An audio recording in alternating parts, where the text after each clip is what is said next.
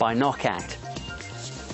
Meanwhile, Russian kickboxer Vladimir Minev has claimed another world heavyweight crown, beating Germany's Daniel Dorer for the WKA title, and he did it in front of hundreds of fans at the so-called USSR Championships near Moscow, which also saw several European title fights on the undercard. Here's Robert Verdanyan.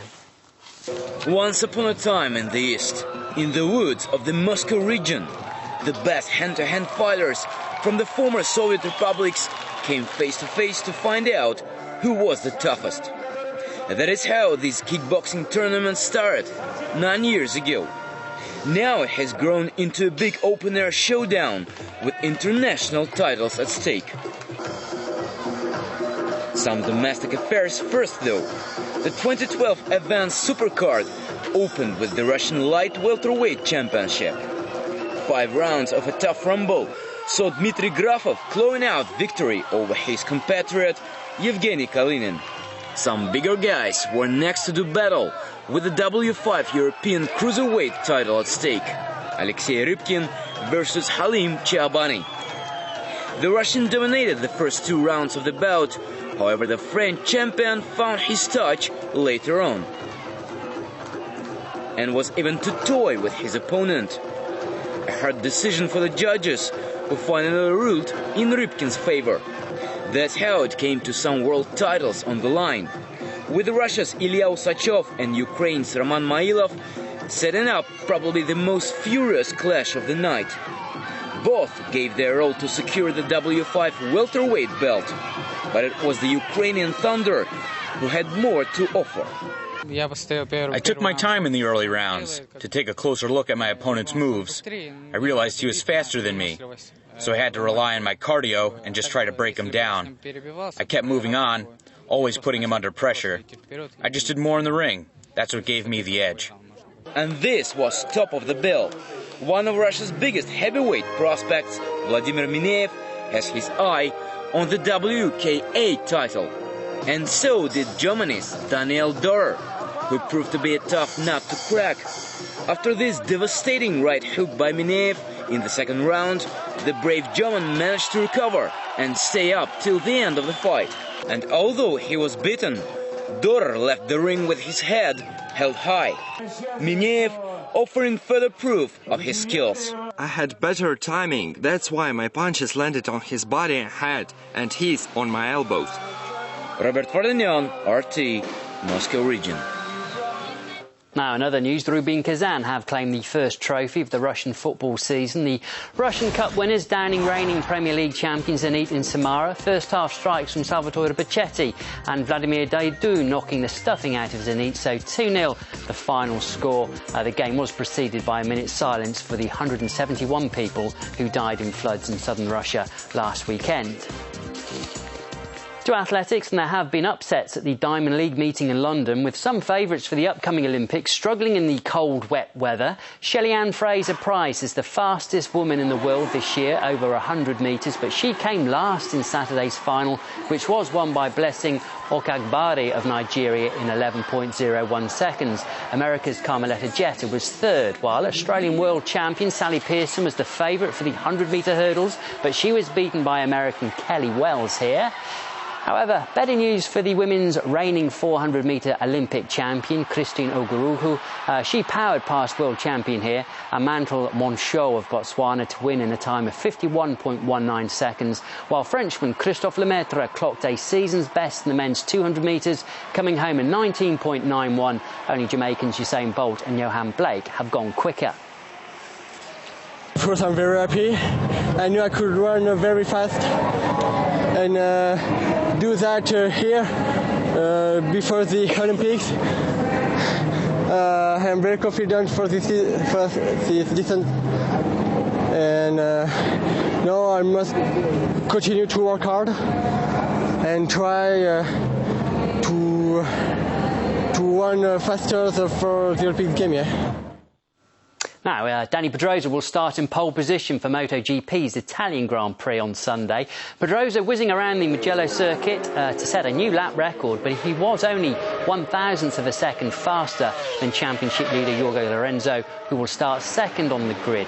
This race marks the halfway point of the season, and it's turning into a real tussle between these two Spanish riders. Lorenzo, who rides for Yamaha, is just 14 points ahead of Pedrosa in the standings.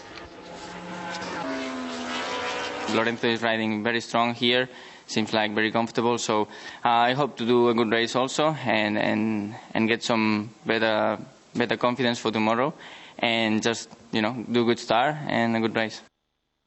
Golf's John Deere Classic, or at the John Deere Classic, Troy Madison will take a 3-shot lead into the final round in Illinois. The American carded a 5-under par 66 to keep ahead of 3-time defending champion Steve Stricker. The pair will tee off together on Sunday. Stricker also hit a 66 and is on 15-under par overall. This a birdie putt from him on the 17th. It is a bit closer at the Scottish Open near Inverness. Italian Francesco Molinari has a 1-shot lead there after 3 rounds, hitting a bogey-free 67 on Saturday to edge ahead of Denmark's Anders Hansen. Hansen here had a steady day and was finding the greens well despite the weather. Phil Mickelson is 3 shots off the lead, and world number 1 Luke Donald is a further shot back. Very happy with my score today. Obviously, a few guys went low in the morning or earlier than us, and you know, I played well, especially on the front 9. I had a lot of birdie chances. I hit some good putts that didn't go in, but that's golf. So, you know, I'm happy. I'll just try to do the same tomorrow, and hopefully, it will be enough in the end of the day. In tennis, top seed Janko Tipsarevic will play Juan Monaco in the final of the Mercedes Cup in Germany later today. The Serb got the better of Brazilian Thomas Bellucci in the semis, although he needed 3 sets in a match that lasted just over 2 hours. Tipsarevic, though, through to his first clay court final on the ATP Tour. And waiting for him is the Argentine Juan Monaco. Although he had some problems in his win over Spain's Guillermo Garcia Lopez, Monaco took the first set but then dropped the second and squandered a 5-1 lead in the third before coming back to win that 7-5 for the match. And second seed Marin Cilic is through to the Croatia Open final. He beat defending champion Alexander Dolgopolov of Ukraine 7-5, 6-2 to stay on course to become the first Croat to win the tournament since 1990. And next up is Spain's Marcel Gonzalez. Well, we saw today that he's a really smart tennis player, and he knows how to play the game.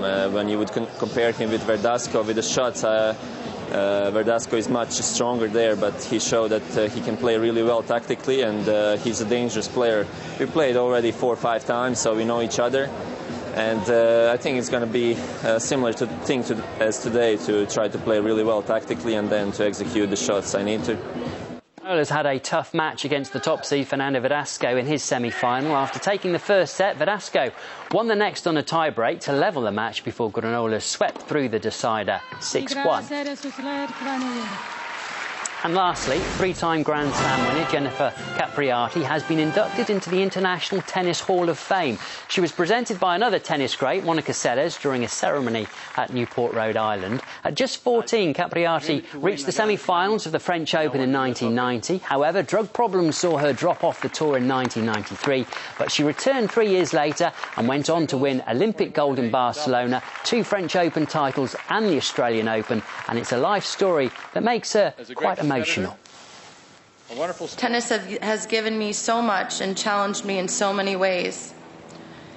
It has given me great joy on and off the court, as well as a lot of pain on and off the court. But it has taught me what overcoming fear is all about. It has taught me what hard work and commitment means. It has taught me what self-love is. It has taught me what acceptance and forgiveness can bring. And she was a lot happier afterwards too, I can tell you. So that is all the sport for the moment. I'm back in 2 hours.